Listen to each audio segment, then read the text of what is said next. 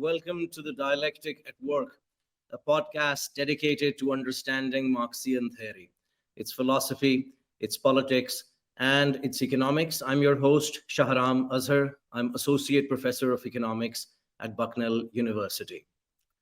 It is often claimed, particularly in many fashionable academic circles, that Marx was a Eurocentric thinker, that he didn't devote as much attention to colonized peripheral societies, nor did he devote enormous attention to questions of gender and indigenous communism. But is that really true? My guest today is Professor Kevin Anderson, a man who has devoted his entire life to researching archives of Marxian history, Marx's writings, ethnological notebooks. Professor Kevin Anderson, it is an honor and privilege to introduce you um, to this show. Professor Kevin Anderson is Distinguished Professor of Sociology at the University of California in Santa Barbara, and he's the author of numerous influential books, including Lenin, Hegel, and Western Marxism, published in 1995, and the globally acclaimed, perhaps seminal book in that field, Marx at the Margins, on nationalism, ethnicity, and non-Western societies. And it's an honor for us that he's here to discuss with us his recently published, and by recently I mean literally a couple of weeks ago, he just published a sequel to Marx at the Margins, a new book called The Late Marx's Revolutionary Roads, Colonialism, Gender, and Indigenous Communism. The book was published by Verso, and a link to that particular book will be added in the description below. Hello, Professor. How are you? I'm good.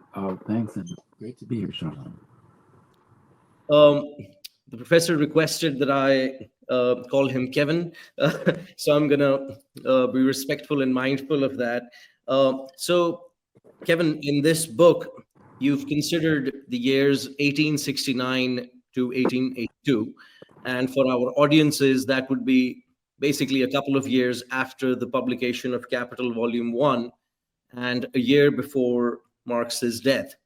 But before I dive into the content of the book and the research itself, I just wanted to kind of ask you the following question about your association with what is known as the Mega 2 project. Could you please describe the Mega 2 project for our audiences and your association in particular with that project? Yeah, this is the Marx Engels Gesamtausgabe, or complete writings. So it includes everything, including research notes, letters, books, articles, and if they exist, drafts of articles. For example, per Capital, it has all of the drafts of what became volumes 2 and 3, as well as the published version of volume 2 and 3.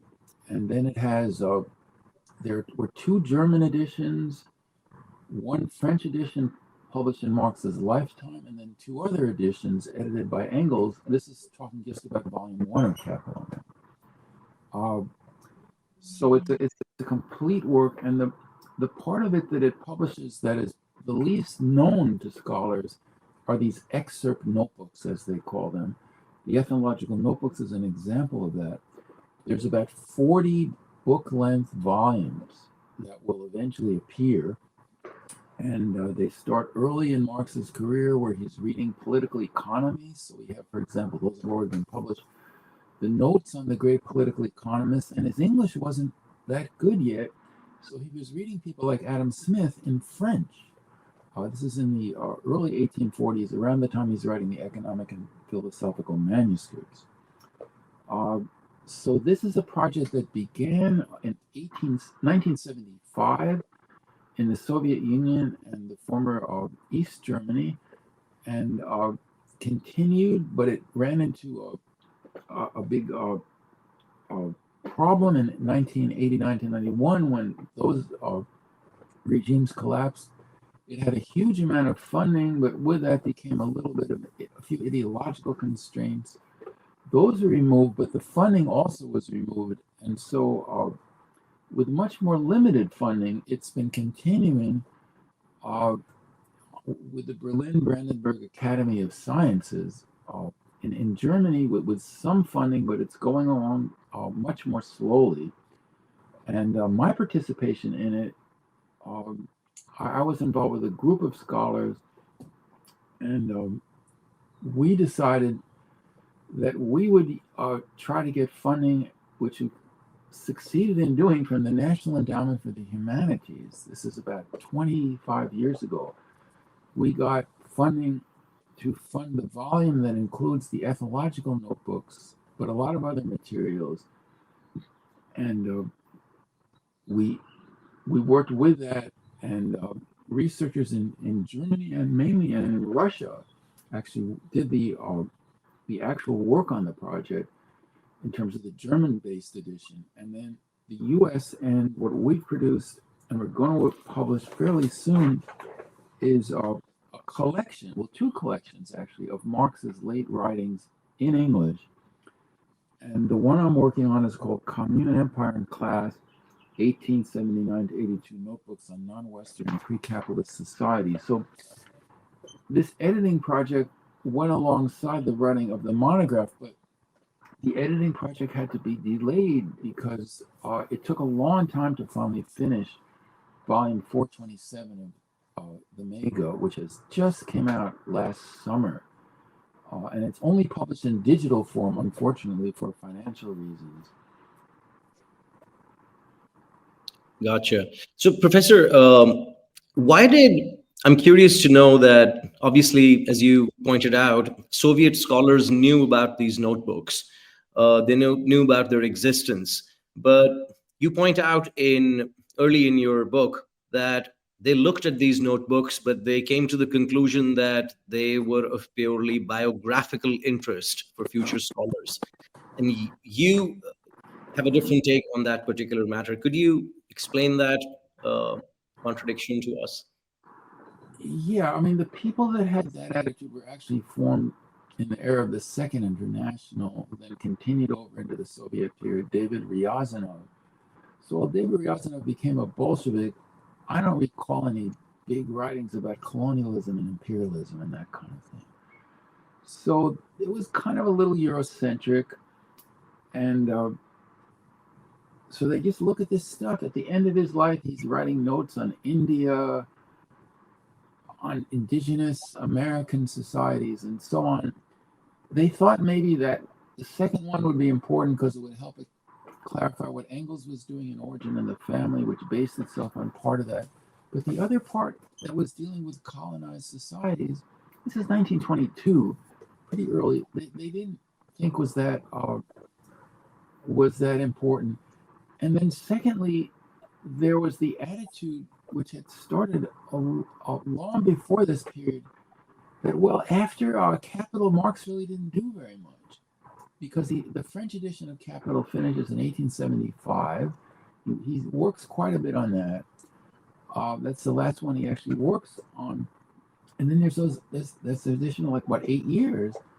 And even Engels said, I found he's doing all this stuff that seemed like tangential. And if I had known this, I would have just been after him every day. Like, why aren't you finishing the rest of Capital, which we now call volumes 2 and 3 of Capital, but Marx was thinking of as the second volume of Capital, because he didn't work that much directly on the book Capital in these last years, except for working, to keep working and revising volume 1 up to 1875. But he's doing a lot of other things. It's not only the kind of things I wrote about in my book, but he's doing lots and lots of other things. In terms of his research, he's taking a lot of notes on things, not as much writing. He died a lot younger than we think it was. He was only 64 when he died. And I would suggest he was making these notes, and he's going to incorporate a lot of this in what became volumes 2 and 3 of Capital, and maybe in other ways as well. one thing that really caught my attention as an economist, um, and this would be since many of our listeners are interested in Marxian economics, um, there is obviously a widespread belief in many academic circles, some of whom ironically refer to themselves as studying post colonial studies, uh, that Marx did not devote a lot of attention to non European societies and social formations and political economies. But one sentence in your book really caught my attention. You said in your book that Russia and America were to play the role in volumes 2 and 3 of Capital that England played in volume 1. That was amazing. Could you say something about that? Yeah, well, actually, this is articulated first, as far as I know, by my mentor, Rydenievskaya, in her book Marxism and Freedom. This is way back in the 50s, because even then it was known. For example, you look at what is Marx's last published writing? The 1882 preface to the Russian edition of the Communist Manifesto. That's where he has the famous sentence that the Russian common ownership of land could be the basis of a communist revolution in Russia that could, if it linked up with the Western proletariat, it could lead to a wider revolution. But that's just the second paragraph. The first paragraph is about all these changes happening in the United States. The railroads, the beginning, it's the robber baron era. So he says, the small farm is disappearing, the railroads and what we call later the monopolies are like just, buying this up, and the whole economic basis of the Republican form of government in the United States is disappearing. So, and then he says, and the context of saying all this is in the Communist Manifesto of 1848, we didn't mention either Russia or the United States. And we really have to do that. And so we need to recognize that we didn't do that. So a lot of people took that to mean that in his research project as a whole, he was going to do that, Russia and America. And now that we have these notebooks, I think we realize that it might well have been India, certainly, the Indian subcontinent, broadly conceived. Huge amount of pages on that in his last years, in terms of his notes, and a number of other areas of the world, like Algeria, parts of Africa, indigenous America, North Africa, Algeria. There's a number of Indonesia, a number of parts of the world that he makes extensive notes on in the very last years of his life, right at the time that he writes that. So we don't have anything in Marx's writings saying this, what he was intending with Capital, but it's a conclusion that, at least as far as Russia and America, that people have been making for a long time.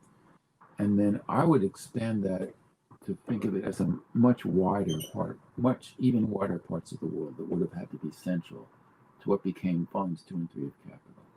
And of course, Engels himself was not particularly sensitive to that problem. Africa was carved up at the Berlin Conference of 1885. Those people at that time did not make a big deal of this new imperialism, if you want to call it that. It wasn't really till the second generation of Marxists, of Rosa Luxemburg and Lenin, that we saw a real focus on imperialism. Whereas Marx's late writings, the very last years, he's really going into colonialism and colonized areas of the world in a deep way. So, Kevin, you've divided this book because I really want the audiences to know more about the book itself and become interested and read the book. The book is divided into 6 chapters, and I wanted our audiences to get a sense for each of the chapters and what they do, and in terms of your overall aim in this book. Could you briefly describe for our audiences how you've organized this book, what each chapter, how you kind of used your research from Marx's notebooks and organized your thoughts in each of these chapters for us? Yeah, well, one thing I didn't do in Marx at the Margins that I do here is give a lot of attention to gender, because I focused Marx at the Margins very uh, specifically on ethnicity, nationalism, and non-Western societies in terms of colonialism.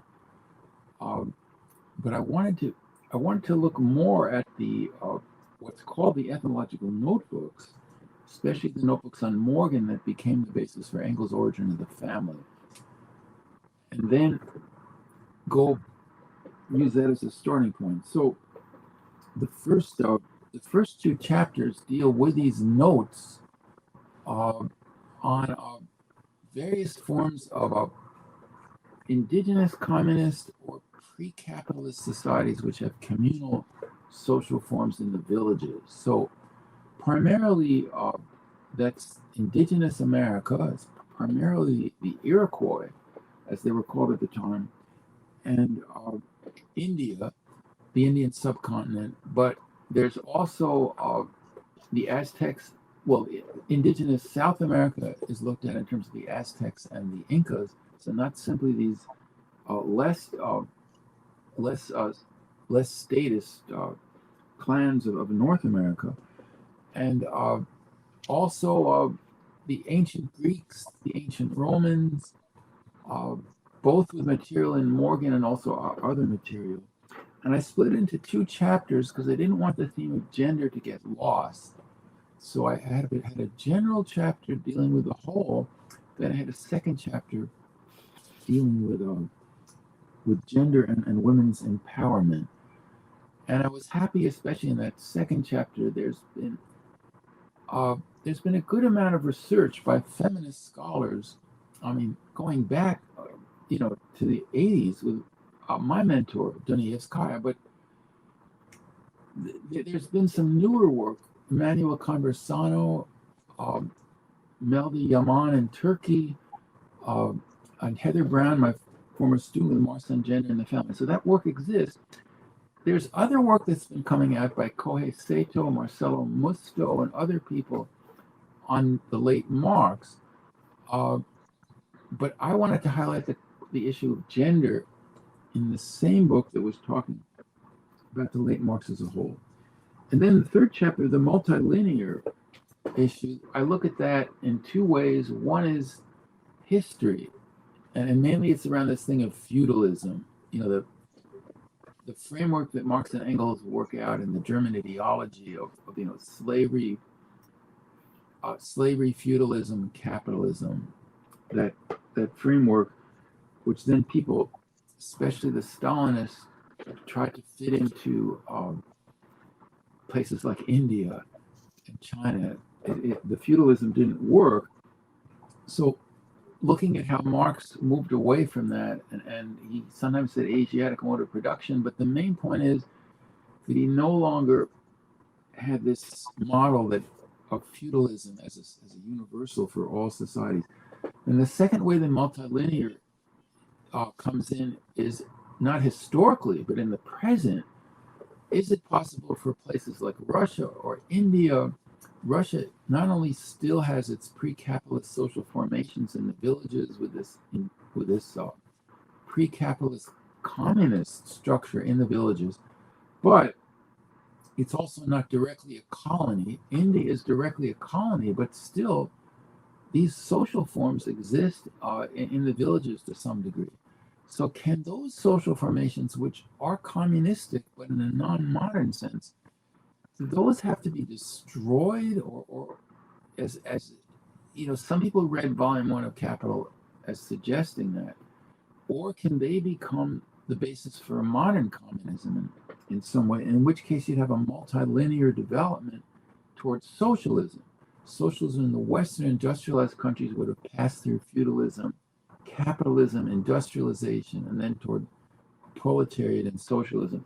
But in places like Russia or India, at that time where there isn't a proletariat of any significance, could you pass from this rural or indigenous communism to a modern communism?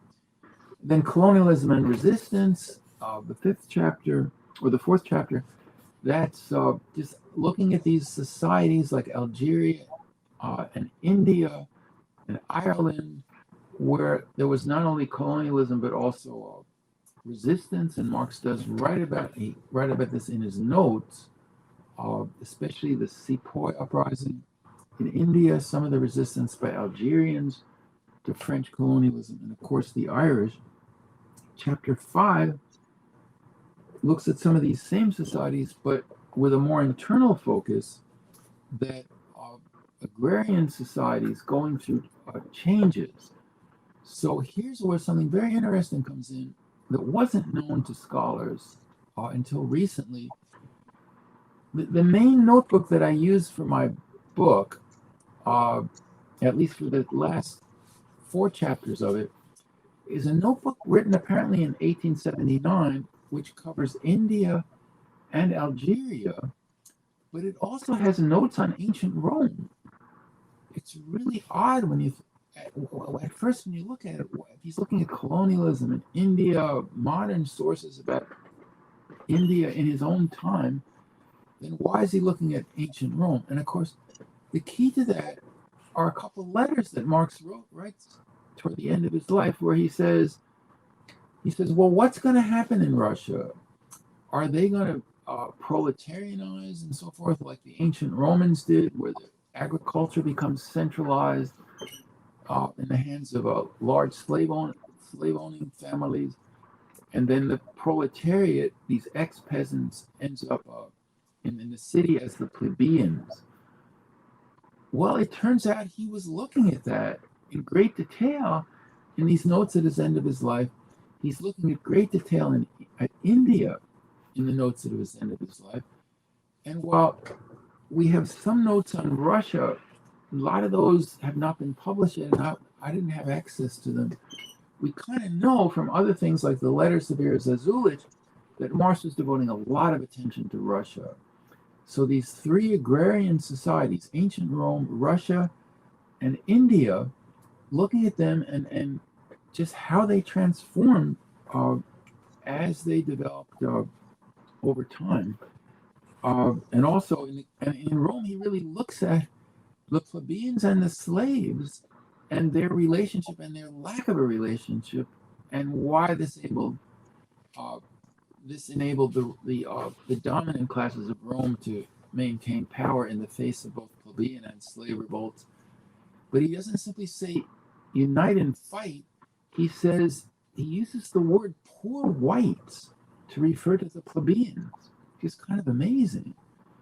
And just as he uses the phrase poor whites to refer to the attitude of the English workers toward the Irish workers, he's taking that from his analysis of America during the Civil War, where he's arguing that basically racism on the part of the poor whites is preventing them from uniting with the blacks and keeping them disorganized. He calls the English workers in a way like poor whites, and then he calls the Roman plebeians poor whites, although there's no ethnic component. I mean, it's just like a little phrase that he's saying, kind of similar to. I mean, he's not saying it's the exact same thing, obviously. So I find that really interesting. And then the last chapter, I try to, it isn't like a conclusion where I sum up the whole thing, but I look at several of the aspects of what's going on at the end of his life, that what was leading to new concepts of revolution. Mm-hmm. There's the Irish one, where he has, they're brief writings, but they're very significant about the relation of the Irish to the English workers, and he basically develops this mini theory of the European Revolution, where he says it's going to start in France, but then it will spread. It'll also be spread out through an Irish peasant uprising that's also against imperialism and colonialism, and then from there spread into the English working class. That's going to need a jolt, because it has great numbers, and it's in a good position economically and socially, but it lacks revolutionary consciousness, basically. It's going to need that jolt from both France and Ireland. And then 1878, 79, 80, there's a couple letters where he says, well, it's actually going to start in Russia, because Russia is boiling with uprisings and assassinations of the Tsar and all this stuff going on. It's going to pass through France. It's going to go through Germany, but the French, you better get ready, because it's going to be up to you to take this torch and basically move it forward. And only then will it give enough of a jolt to the British, which is after where most of the capitalism and most of the labor is, that we can really overthrow capitalism.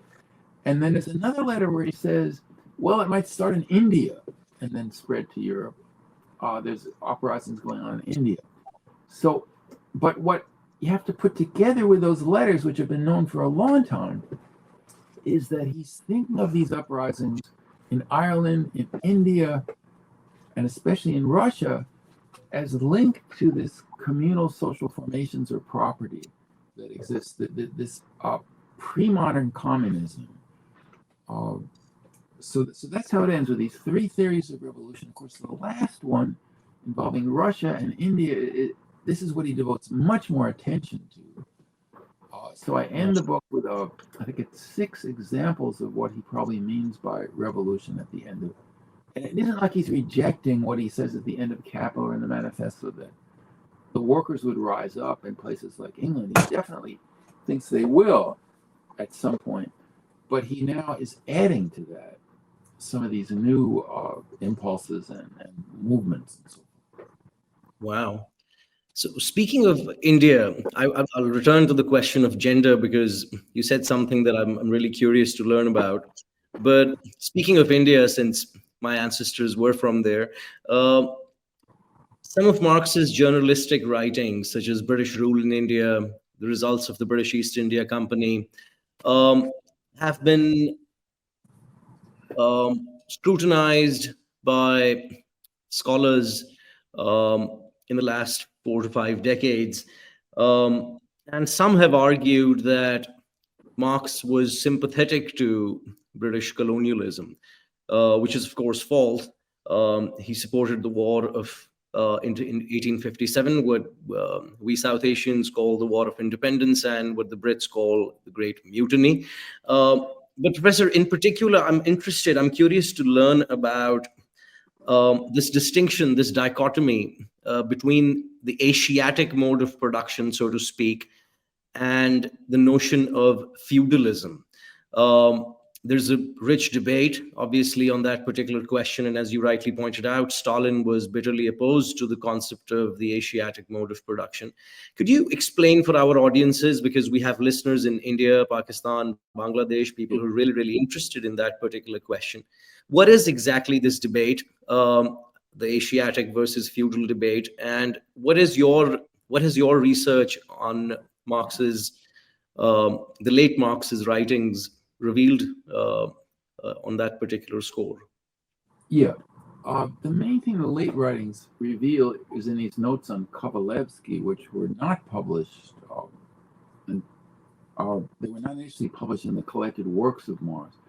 And I think one of the reasons is that they not only don't use the term feudalism for India, but there's 5 or 6 places in these notes where he castigates and attacks the idea of using feudalism to describe the Mughal Empire and other empires in pre-colonial India.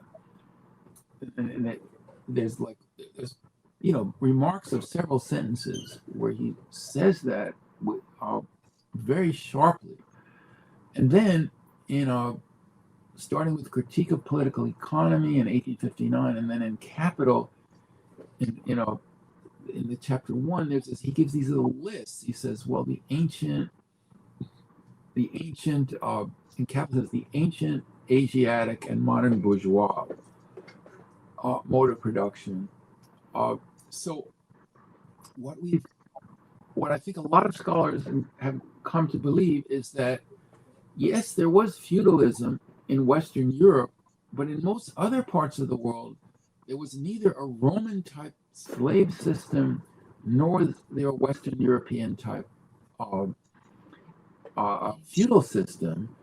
There was something that involved, for one thing, much more collective property and social organization. in many, many societies in the world. Marx broadly calls them Asian. It's probably not the best way of thinking about it in terms of a positive way of let's go ahead and analyze these societies. But negatively, I think it works very well to kind of bracket out Western Europe and say, the rest of the world did not have the same history as, or even that similar to Western Europe. So that's what it's about, that the historical trajectory is different, much more individualistic in the West, both in terms of property and social organization. But the early Marx is like, well, that's pretty negative because they can't make progress. I mean, there's that tone in some of the India writings in the early days, and you can find that in the Communist Manifesto, the remarks on China. So this is reactionary. Maybe it's similar to feudalism in the sense that it's a good thing that capitalism breaks it down. Capitalism is coming in through colonialism. While it's very painful, the end result will probably be better. Just like there's no nostalgia for feudalism in Marx when he looks at capitalism. But then as he gets older, starting really with the late 1850s, already with the Grundrisse and the writings in India during the Sepoy Uprising, as the British called the Great Mutiny, he turns much more sharply against colonialism. He doesn't see it as bringing any progress, particularly. And then by the end of his life, he's really anti-colonial, and he's not only supporting resistance, but because he would have said that he would have supported the resistance in 1857, but then they were saying, yeah, it's resistance, but there's no political formation here that would lead to something positive. It's going to be resistance throwing out colonialism, which they have a right to do. But by the 1870s, 80s, it's like there are these positive social forms in these communal villages and rural areas that then can be a basis for a communist resistance and avoiding capitalism. Although he never says, I don't think, there's a dispute about this, but I don't think he ever would have said that a place like India or even Russia could kick out capitalism and develop an indigenous communism on its own resources. He always, in my view, he's always looking at a much wider revolution that would involve the Western proletariat and the fruits of all the technology and modernization. The fruits, not every aspect of it, but the fruitful parts of that would be shared. Wow. So it's almost as if, we forget that the guy who wrote the manifesto in 1848 was basically a 30-year-old young man. And the person that you're talking about, that's the title of your book, The Late Marx, is still a young man, but he's now in his early 60s, if I'm not mistaken, right? Yeah. Yes. I'm an economist, so math should be good. I'm kidding. Yeah, but they're all pretty much when he turned 60 and after. Yeah. But so in other words, what I'm trying to say is that when we think of Marx as this thinker, it would be non-dialectical on our part to assume that he just held these fixed set of views that were worked out when he was 28 years old. That's a very non-dialectical way of examining the man's work and legacy.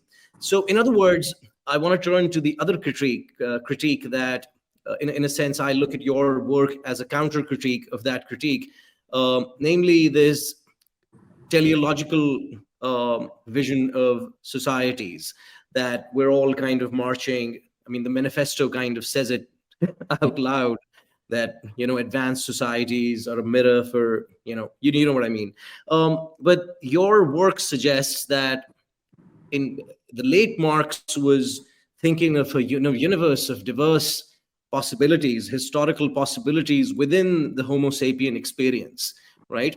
of producing goods and services and material life. So my question is about historical materialism in particular, and how our understanding of historical materialism is impacted by the notebooks that you've studied. Yeah, well, again, this is something there's a lot of controversy about. Okay, I think there's a lot of consensus now that we can talk about a period like the young Marx. We can talk about a period like the mature Marx of Grundrisse and Capital, Volume 1. And then that we can now talk about the late Marx. I think there's getting to be a consensus that this is an actual distinct area of his life and work. Of course, as with the young Marx, the question, there are some people that say, okay, well, he broke with historical materialism in his late days. Just as there's people who say, Louis Althusser, the most famous one, that there was the epistemological break around 1846, and he broke away from those writings on alienation and gender and humanism and became like the tough class struggle guy of the Communist Manifesto. I don't think either of those hold up. I think there's an evolution in Marxist thinking on certain areas and certain things he never budges on. Alienated labor, I think he's unstinting about that in 1844, just as he is throughout his life. But there's things he didn't know that much about. And, I mean, how much did he know about non-European societies when he was living in Paris and Belgium and working on the Communist Manifesto and the German ideology?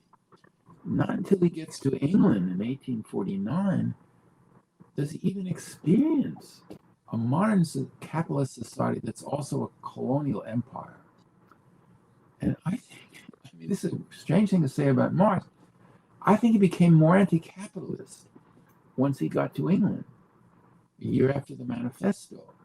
I think that those lines about the progress that capitalism was offering, that he has, that so many people emphasize when they read the manifesto, I don't think you find those kind of lines as often, and then they trail off into almost nothing. In the book Capital, even Capital Volume 1, there are hardly any of those compliments to capitalist development that you have in the manifesto. So I don't know if I'm answering your whole question. Come back if I didn't. Wow. I also wanted to ask you about chapter 2 of your book, which deals with the question of gender. And one of the things that really, which I really found interesting, is that obviously for readers of Marxian theory, Engels' account of the origin of the family, which was based on Morgan's anthropological research, you seem to suggest in the chapter that your reading of Marx's reading of Morgan leads to a much more subtler interpretation. Could you help us understand what, in your view, how Marx approached Morgan's research differently than Engels? Yeah, I think Marx was much more aware of the fact that Morgan was a U.S. government employee. He was part of the civil service of the capitalist state. And he was doing ethnography, but it was like, for administrative purposes. I mean, it was a quality project. But I mean, that was the people who were funding it, that was their purpose. So he's not sympathetic to the Native Americans in the way that Engels thinks he is. And there's a certain romanticization that goes on too. But here's an example from Morgan that Engels doesn't quote. He gets to the Aztecs and when the Spanish destroy the Aztec civilization, they destroy all the religious objects. They build a church on top of what had been the biggest Aztec temple in Mexico City. And they kill a lot of people, and many more killed by disease. Morgan being a good objective scientist, says he doesn't want to get into any kind of thing about injustice or anything like that. All he can manage to say is, this is a terrible tragedy. Oh, good. I want to say, because all this data was lost. All this anthropological data was lost by the destruction of the Spanish. So Engels was, he didn't see this stuff as connected to colonialism and anti-colonialism. But then what Engels did, okay, so that's what he left out. But then what he included is too schematic. Both Engels and Morgan romanticized this village structure and the communism and the women's rights and so on. But starting with Raya Danievskaya, people have pointed out that it's, the Iroquois, they did have a great degree of gender equality, but there were limits. The women could, they had a women's association. They could send someone into the warriors' delegation when they were thinking about going to war, and they could speak, but they couldn't vote. So there are those limitations despite all the great degree of gender equality. And then the second thing is that's, I think, more problematic is Engels develops this idea that you can't find in Marx, and Morgan never says anything like this either. The world historical defeat of the female sex, which occurs somewhere in the Euro Middle Eastern area around the time of the Assyrians and some of these early empires, where they start confining the women, the aristocratic women, behind walls and so on. This is the world historical defeat of the female sex. The men take over. But then what Engels skips over is that, yes, I mean, you can find this in ancient Greece, where Aristotle basically says, women should not, set foot outside the home. Any decent woman, any servant women have, this kind of thing. So, but Marx notes that they worship goddesses. He notes that that the Roman women certainly were not confined like that. So it's just much more subtle and complicated, the way that Marx looks at it. And the problem with saying the world historical defeat and unmitigated patriarchy for 10,000 or 5,000 years is that then women's resistance disappears. And also, you can too quickly become a class reductionist and just say, well, since, as Engels said, class society and patriarchy arise at the same time, the only way to abolish patriarchy is to abolish class society. I agree with that. But you can add to that then, therefore, there's no point in having a big emphasis on fighting patriarchy. You really have to concentrate on dismantling the class society, and that becomes class reductionism. But if you recognize, as Marx does, the subtlety and the interplay over so many thousands of years, that it just doesn't quite fit that model of a world historical defeat. So this has become a critique of Engels. That's Heather Brown might develop some of those, and Emmanuel Conversano and Melda Yaman in Turkey that I mentioned have developed this too. And it's become kind of the third critique of Engels. The first critique is the one that Lukács and those people developed, that Engels was to some degree a mechanical materialist and didn't understand Hegel and the dialectic as fully as Marx. Second one is been around again for over 100 years. What did Engels do as editor of Capital? We have Marx's manuscripts, and then we have Engels' editions. We can raise questions about that. Then the third one is, well, now we have the notes on gender that Marx wrote himself, and when we look at those, we can see differences with Engels. Wow, that's fascinating. Since we're thinking about the late Marx, when I first read Marx's biography, I was stunned by the fact that the guy decided, literally a few months before he passed away, to make a lovely trip to Algeria. Yeah. And he wrote, he took notes because he was sick at that point in time. He was ill. But he went to Algeria and he had ideas about colonialism and citizenship in the context of Algeria. Um, I'm forgetting the exact words, but something along the lines that the Algerian is neither a citizen nor a subject, something along those lines.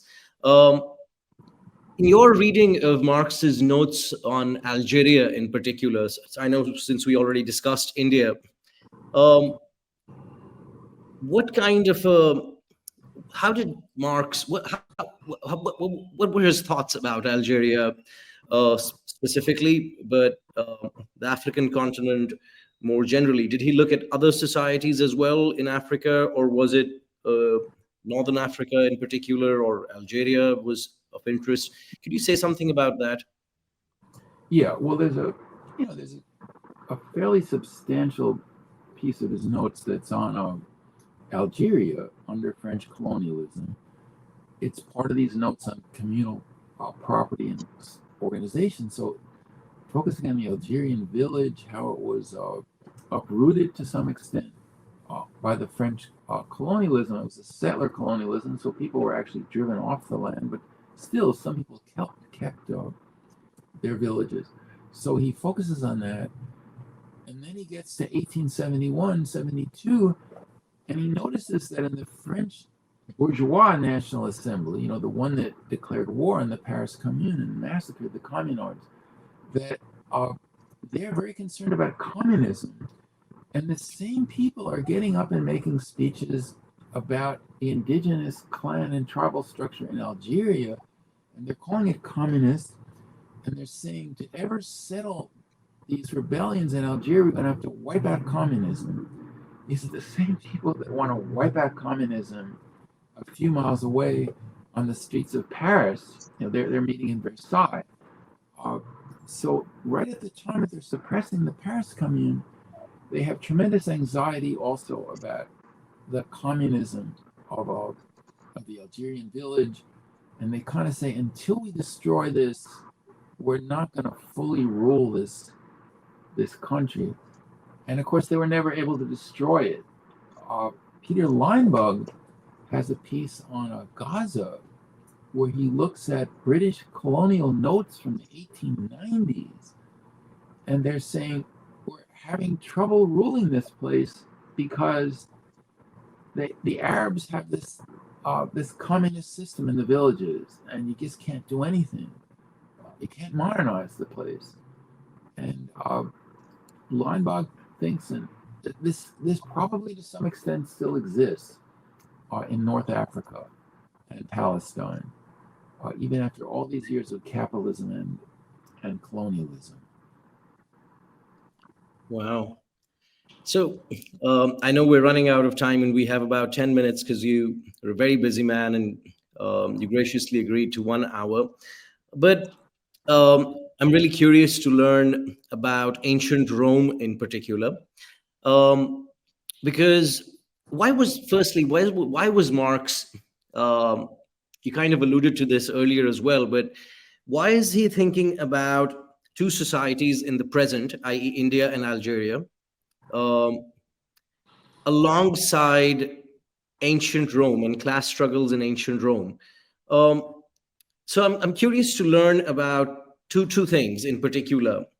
Obviously Marx already knew a lot about the history of ancient Rome, even in the 1860s, earlier as well. So what was new about what he was discovering about ancient Rome and class struggles, such that it merited some kind of a analytical comparison with India and Algeria? Could you say something about that? Yeah, well, there's a lot of new research on ancient Rome in the 1870s, and that's what he's reading. So what we're getting, these people are certainly not left wing, but they're social historians. So they're not looking just at Julius Caesar versus Cicero, and that kind of thing. But they're looking as deeply as they can at the villages, the plebeians, some of these kind of social groups that didn't leave written records. And the one that he makes the most notes on is Lana, and this is a book on the family in ancient Rome that goes back to the earliest times right up through the late Empire. So this obviously is connected to what he read a couple years later of Morgan's book, and then Engels wrote that book on Origin of the Family. Engels would, it doesn't seem that Engels read these notes on the Roman family, although the Roman family is covered in Morgan too. So, and then the plebeians, the slaves, the evolution of the family, and of course of women's position in society, which in some ways becomes a little better under the empire than under the old Roman patriarchal system in the villages, because what happens is state law starts to intrude on family practices and traditions. So they develop the problem that, like, what happens to an aristocratic woman she's the only child, her father dies, so she gets this property. What's she supposed to do with it? Well, the old Roman practice said, well, of course, they were almost like the Saudis. You have to appoint a male guardian, because even as an adult woman, she doesn't have full legal capacity, whatever. But then they started saying, however, some of these guardians might be unscrupulous characters. So the woman has to have a right to appeal to fire the guardian. Well, once you can fire the guardian, then the guardian has become more of an employee. So he looks very closely at some of these kinds of things. Wow. And Professor, just out of curiosity, since a lot of people are interested in Marx's writings on and views about North America, you also mentioned his interest in the American Civil War, because he was alive, very much alive. He wrote letters to Abraham Lincoln, etc. Did Marx's views on America, did you, how did your research help you think about Marx's views on North America in particular, and the United States and the Civil War, etc.? Yeah, well, I don't cover that in this book very much, except when I compare things to Ireland or ancient Rome. But in Marx at the Margins, I have a full chapter on Marx on Civil War in the United States. And the new book, an exhaustive book, has come out by August Nims and Kyle Edwards, about 400 pages, just on Marx and Engels and the Civil War in the United States. And Frederick Douglass, kind of comparing the two of them. So yeah, these are tremendously important. I think they're just starting to get recognized.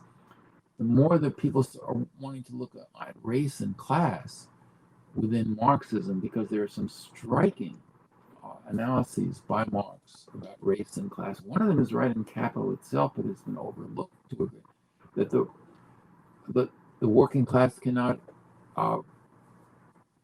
free itself when half of it is in chains. And until the Civil War in America, this was why there couldn't be a national labor union in the United States. So we have those kind of things. In Marx, I think the socialists in America, certainly the big socialist party of the century ago, didn't recognize or want to talk about those parts very much. And so, yeah, there's a lot there.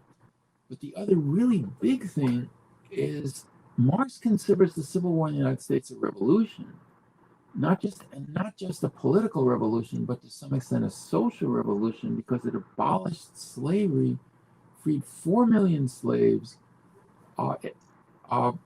and without compensation.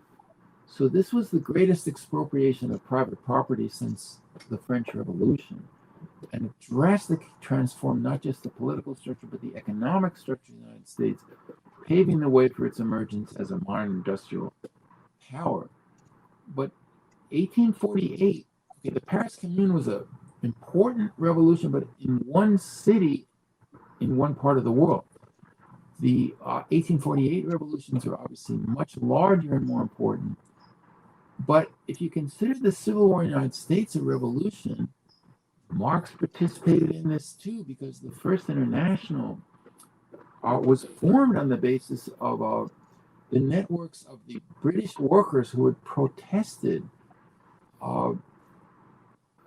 against the South. The British government contemplated allying with the South to get, because the South would have become an agricultural dependency of Britain, producing the cotton and other raw materials.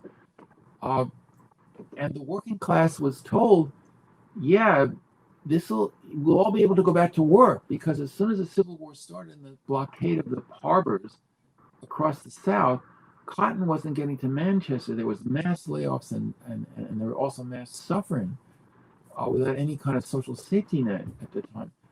But every time they tried to hold a meeting in Manchester saying, yeah, let's break that blockade, get everyone back to work, the workers would mob the meeting, take it over, and turn it into what they would call a pro-America meeting. And there's the famous letter the First International sends to Lincoln, congratulating him on his victory, saying the workers are behind you.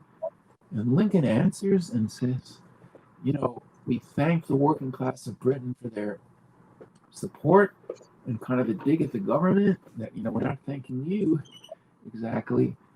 And so this is really embedded in Marx's concept of labor, of socialism, and so forth. So yeah, this is something that really needs to be looked at more, and not just by US and North American Marxists, but really globally. The writings on the Civil War need to be viewed alongside those on Ireland and some of these other sets of writings that don't fit exactly into the book Capital, but are important sets of writing and tremendously relevant for today. They're immensely important for today. Professor Kevin Anderson, thank you very much for your time.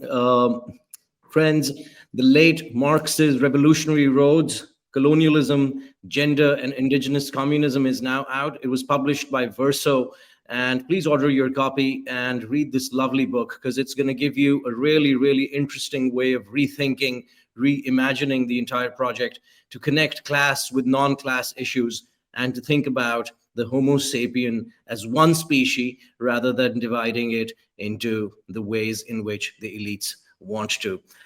All right, guys, I hope you got something out of it. As always, the philosophers have only interpreted the world. The point, however, is to change it. I'll see you all in the next episode. Take care, guys.